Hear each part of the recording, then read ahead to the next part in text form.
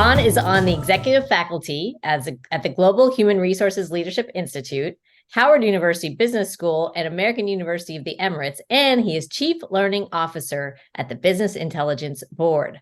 Ron has deep HR expertise across diverse industries, cultures, and regions, including India, China, Brazil, Middle East, Asia Pacific, and Europe. And he has been honored as one of the 50 most talented global HR leaders in Asia by the World Human Resources Development Congress. Welcome, Ron. Welcome. And thank you, Maggie, for having me. Well, you are no stranger to being in front of the camera, and there's even more accolades I could go through. Power List 2023, biggest voice in leadership, top 50 HR leaders shaping the future of work. I mean, Ron, you know, you and I worked together a few years ago, and you were my boss then. And boy, you've really taken off. You're really hitting your, not beyond your stride. I mean, you're just really shaping the future of work. I love that. Well, you know what? We worked together a few years back, and we were always talk about these things. If you remember the conversation, we'd always talk about what the future would look like. I'm summing it up. The future would look like as to what we were doing. You had big dreams of career coaching, and you maxed that out. Sometimes when I give speeches, I'll talk about inspiration and people who said they were going to do things. And I use you as an example because what you were talking about then, and then I was home at one time and I looked on CNN and there you were on CNN, America's Coach. I'm like, yes. We dreamed all of this. We dreamed, and that's part of the goal setting, right? You got to dream big, dream big. Yeah.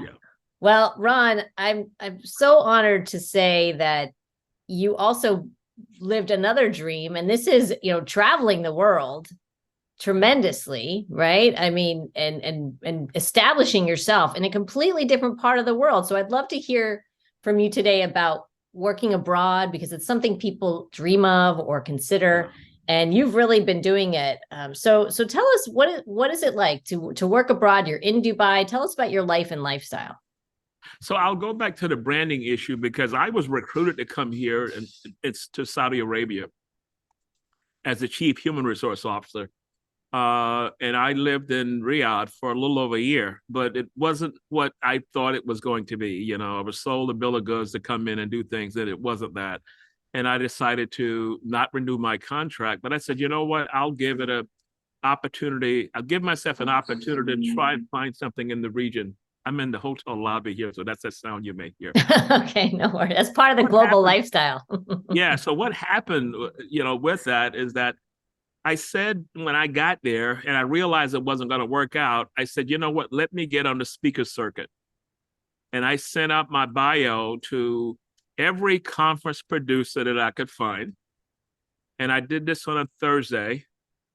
And by Sunday night, I had 3 speaking opportunities, one in Istanbul, another one in Dubai, and I had never been to Dubai, and another one, I think, in Bahrain or wherever it was. And that started the speaking. So that kind of built the brand as this so-called, and I hate the term thought leader, but I was just giving my views on what You're actually really a thought leader. You think and you lead. Like you fit the term. Okay. Right? You put that in. I sold you. Yes, in a nice context. And that's what started it. So I built the brand up as if I knew what I was talking about because I had views. We'd always share. When we sit back in the office and we kind of strategize on things. And that kind of started it. So I built that brand up. So as a result of building that brand up, people would hear me speak or they'd see me on a webinar or whatever. They said, could you come in and help us do X, Y, Z? So when I left Riyadh, I ended up in Dubai as the CEO for Great Place to Work. And that was another high profile position. Got a chance to meet a lot of cool people doing cool things, great organizations. But I realized at that time, I wanted to just go back and open my own firm, Strategy Focus Group. And after a year, I put out a shingle and started. But I had built the brand, so business started coming in. I got a license on a Tuesday. I started working on a Monday, and nothing changed until COVID. So that meant, for the most part, every week I was in a different country. You know, whether it was Kuala Lumpur, or whether it was Thailand, and it just kept going. And even today, I mean, I'm here. I just made the reservations because I'm doing the opening keynote at an upcoming conference in Bahrain. I come back from there. I'm doing a 2-day conference here in Dubai. I leave that Saturday and I'm headed to Toronto. So I would say you have to build a brand outside of what you do. And you have to have a thought process as to what are your views on, the, say, the future of work? And what kind of expertise would you bring to that level of expertise? So I say branding is important because if the brand is important, that kind of pre-sells, and I don't really have to do a lot of speculating because people tend to call if they've got an issue. Well, you're well known, and I do remember that being one of your strengths is building quality relationships. You take a genuine interest in people. You remember them. You ask about them. You know, you taught me that is a, and it's not to network or work the room. Yeah. Like it's a genuine quality within you, and I think taking an active interest in others is a great way to build your brand. Yeah, it is, because sometimes people, they hear networking, I got to do network, and you see them in an event and they just go from person to person, doing the 1-minute pitch, and I'm like, just calm down. Talk to people. You know, people can pick that up. Yeah. And it's not being authentic. So I find people interesting, regardless of what you're doing. I was talking to the young lady who was putting out the food earlier, taking away the food earlier. How long have you been living in Dubai? What do you do here? How long have you been working for Marriott? And it's just having a conversation. And that's the key point of this whole thing about relationship, and because people feel it's a methodical process that you're trying to get something in the end. You know, you never know what's going to come as a result of that. So I've always looked at it that way. So I don't have a scheme in mind. If I just say, so what do you tell me about what you do? Yeah, you're not looking to get something out of them. You're really just looking to connect. So that's one of the success factors I would imagine in any job, but definitely in working abroad, right? Because you've got to rebuild your network in a new area. So what else does it take to be successful, Ron? Or what have you seen really support you in establishing yourself, you know, abroad, across the world in a brand new area? I always try and help people to move to the next stage, whether that's an organization or whether that's a conference that's coming up and someone posts a conference and I will endorse the conference. I'll say, great conference, great speakers, working with these people for quite a long time. I'm not looking for anything. I'm not going there to speak, but I want them to be successful. So I have always worked from the premise of every day you have to make life deposits. So how can I help somebody today? Because you never know when that return, or I need to make a withdrawal on life, the account is always full. So it's not that ulterior motive of trying to always gain people and do all of, no. That's just not in my DNA. So I can never really fake that because it's just not in my DNA. And I enjoy talking to people, regardless of what you do. That's the truth. I can attest to that. That brand is for real. So what's been challenging about it, working abroad? Challenging part is that I'm between both New York as well as Middle East. So it's kind of traveling around. I stay in touch with everybody. Certain situations that won't allow it to be a normal life, and I'll leave it at that. But it's the major challenge I would see is for sometimes people will reach out and say, oh, I want to move over to do this. So I would love to do this. It's a lot more than just jumping on a flight and coming here. For every American country, you got 30 days to do whatever you're going to do. And then you got to either go back and come back. So this is someone mentioned online, coming to Dubai is not like going to Atlanta and trying to find a job. You're going to have to know someone. The reason I'm here is because a headhunter saw my profile on LinkedIn and pulled me in to have a conversation. And I wanted it so bad, I pulled out all the stops to do that. But it's kind of hard today because every Middle Eastern country has this program called naturalization. The vast majority of people in Arabic countries are younger people. The DNA is a younger country. And what they're doing now is, as opposed to the nationalization piece, they're trying to hire their own kids that are coming back home from school, and they want to set up in the kingdom or set up in the UAE or whatever it is. So I came here to work in HR as Chief Human Resource Officer. That will never happen again because every head of HR is now a national, regardless of the country it's in. But I could probably come in as a number 2, number 3, but you're going to have to pull out all the stops to make that work, because it's not as easy as it used to be. I know people that worked for me when I was in Saudi, they lost their job as a result of nationalization. And they're trying to figure out what's going to be next. How can they create a different version? But you can start a business here in the next hour and get a business license. But if you can do that, where's the revenue going to come from?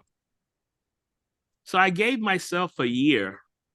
The license was for a year. I said, I'll give myself a year, because when I went to Great Place to Work, by that time I said, you know what? I'm sick of dealing with people. And I said, you know what? I think I can do it better. And that's kind of started everything from there. So you will always have challenges, but I tell people, regardless of the work you're doing or the company you're in, you have to always look to see what could possibly be next. Never, ever become satisfied in the space you're in, because you can come in the next morning and you're ambushed. I call it ambush because, oh, by the way, we're going to have to do some certain things, and you know what that means. So always stay prepared, always consistently see what's out there. And that means networking with people, speaking at conferences, writing it, something simple as writing an article. If you got a thought on the future of work or whatever it would be, could you write an article, 1,000 words or whatever, just send it to an HR website to see whether they'll take it. You have to do something to grow. You can't just come in and focus. Yeah, you need to get out from behind your desk. That was one of the right pieces of advice I took. You were so excited one day. I booked you knew I was doing it, but then when I went and I did it, it was like a breakfast, a networking breakfast, other HR folks at the time. We were both working in HR together. And you were like, I'm just so glad you got out from behind your desk. But so many times people get into that and they figure this is a lifetime opportunity. I said, nobody stays in a job for 15, 20 years anymore. And that timeline is getting That's shorter. Even across the world, right? Doesn't matter where in the world you're working. You're not going to stay there for 10 or 15 years. Okay. And you know what? If you own the company, you wouldn't want anyone to stay there for 10, 15, 20 years. True. It's time to go do something. I need some fresh thoughts coming in here. So good luck. I'll help. What's been the best part about it, Ron? What have you really enjoyed about working abroad and recreating yourself in this way? The different cultures, different countries, and different food. Because I've been to so many countries, and you get there and it's just great to just walk around and see what it's like to live in that country. Go to the neighborhoods as opposed to going to the 5-star restaurants. Go sit in an outdoor, like in Thailand, everybody has, every city in Thailand has these food courts, kind of like a food court, and it's just stalls. People just have stalls there, and you sit there and eat, you meet people, all those kinds of things. I would say that's the best part of it all, is just being out and learning different cultures. Because I think one of the challenges that Americans have is that we feel that everything is perfect the way that we do it. But if you get out and travel the world, you'll realize that we're doing something totally different. When you look at Vietnam, which was devastated by war, and you look at the progress they've made, and it's continuous development. And they're not dealing with a whole lot of side issues. They're trying to make Vietnam number one. Or Dubai, they want to be the number one in everything, and they'll spend the money to do it. So they're not weighted down by all this other stuff. When you look at things that are happening, they're not weighted down by that. So it's all uphill. It's an uphill climb. I noticed the news when I get all the feeds coming in, and it's always negative. If you were to watch the local news in a country, they won't cover those kinds of things. They'll talk about this new development is coming. They talk about someone is going to open this thing and they're going to hire 20,000 people. It's all positive. And that's a mindset shift, because even if you watch it, it's still, the messages of it could still be there. I love that. I love hearing the positive focus because there's Yeah, always positives, right? always, Just like there, always, you can always. always find the negative. You can always find the positive too. Exactly. Wow. Flip onto that side, and it's a better mindset to be in. Well, I can see why because I really, yeah, I follow you on social media. We keep in touch. You keep in touch with everybody very well. But I could see they're thriving there, and you're a very positive person and a developmental person. So that really fits actually with who you are, and it seems like really great space. So people listening might say, "Wow, again, I want to do this. I'd love to learn new cultures. I like positivity. I want to grow and develop. Yeah, it's a challenge, but." Something I'm up for. What would you recommend to somebody today who wanted to work abroad, maybe in Dubai or anywhere in the world? Well, I would find out the number one job site where, in other words, where's the jobs posted in that particular region, and I just follow that, and I create a brand around. Why would it be advantageous for you to bring me over with that expense and put me in that position? So you think of something along the lines of social media, which is big. And if I'm a social media expert in US and the branding is there, some of the cool things I've done, that's an opportunity that you could find that particular role. Certain roles are going to be challenges. Human resources is going to be a challenge because they want nationals in those roles. But that does not mean that it will not happen. And I may need to follow up on 1,000 different responses to that. But if that is your goal and you keep down that path, something will eventually pop up. Wow. Well, is that what you're And it seeing? may not Oh, sorry. so Go it ahead. may not be the top role, but it may be a feeder role. In other words, this role feeds into something else. And it gives me a chance to get in and understand the framework, the lay of the land, who do I need to develop relationships throughout. And that's how it starts from there. Stepping stones, right? Get on a Stepping stepping stone. the Yeah. journey. Yes, it is a journey. Well, Ron, one last question because you brought up the future of work and your thought leadership in that area. Do you have any tips or words of advice for people or insight even to what the future of work looks like? Anything interesting that we in America should be seeing, but perhaps coming from the Middle East or vice versa? I just wrote an article in the Economic Times of India concerning the future of work. And one of the key components that I talked about in that article, that the powers that be, the so-called big shots, I always use that term, the big shots, right? Have a vision of work based on the way that they came to be where they are. I read an article the other day about a CEO who was demanding everybody come back to work. But meanwhile, they did an investigation and found out that he comes to office, but he lives, I think, in South Carolina, whatever it was, and he commutes by private jet. Oh 40 boy. And not only that, but the company was building a local office nearby so he wouldn't have to make those trips. But meanwhile, he's demanding 3, 4, 5 days a week. So here's my thought. Talk to your people, have them decide. I read an article about a gentleman that owned McDonald's franchises, and this was during COVID when they were coming out of COVID.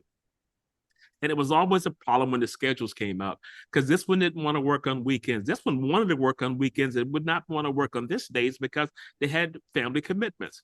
So what he did was you create the schedule amongst everyone. And as a result of doing that, it worked because someone says, I'm an early person. Let me open up. I don't like to work late. So that would be me, right? I want the Yeah, that early. would be you. Yeah, yeah. Maggie would say, you know what? I want the evenings. I want evenings. So whatever. Midday, right?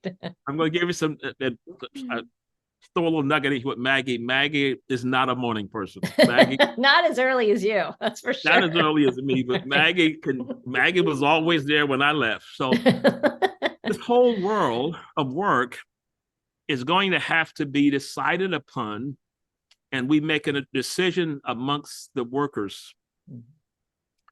So it's kind of like I read this interesting theory the other day, and I referenced it in an article. It says adult to adult relationship. This is what the new world of work comes into.